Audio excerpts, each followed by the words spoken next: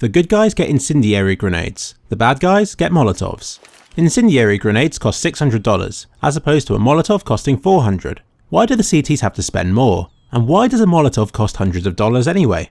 Damage levels, without armour. In this video I'll be doing some very scientific testing to see if there's a difference. On the left is the incendiary grenade, on the right, the Molotov. Don't try this at home.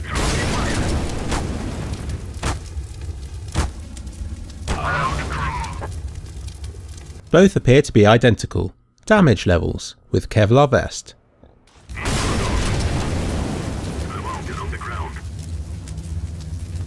Well, how about that? The cheaper Molotov does the most damage to the player, killing them in just over 5 seconds, while the CT version takes 6.5. But that's not the only thing.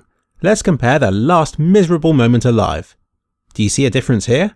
Only 18 of the terrorist armour has been sapped, compared with 39 of the CTs. Incendiary grenades appear to target armour as well as health. How interesting. Damage levels, with Kevlar vest and helmet.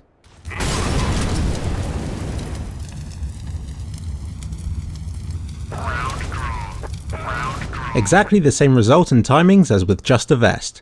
Valve really do think of everything, don't they? Duration and area. If this looks a bit blurry, it's because I did each 3 times to get an average area. In conclusion, both grenades cover the same area and last the same length of time.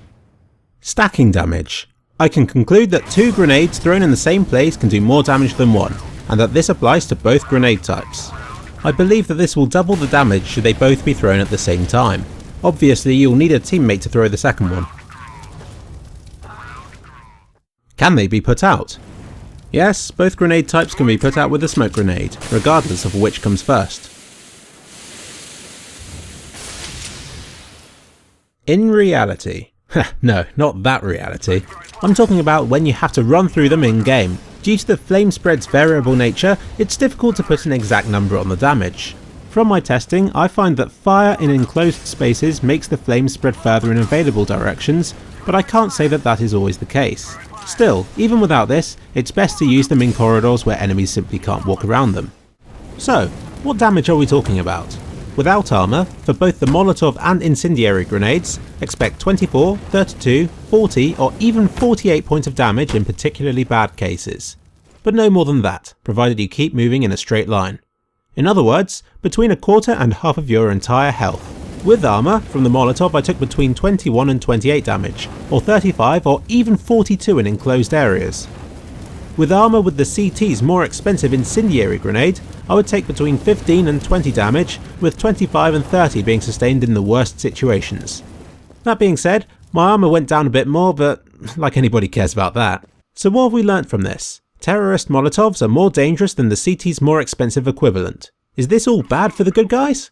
Well, depends on how you look at it. Buying an incendiary grenade, Kevlar vest and a P90 will set you back $3,600, but will let you deliver a surprising and powerful P90 rush into B tunnels.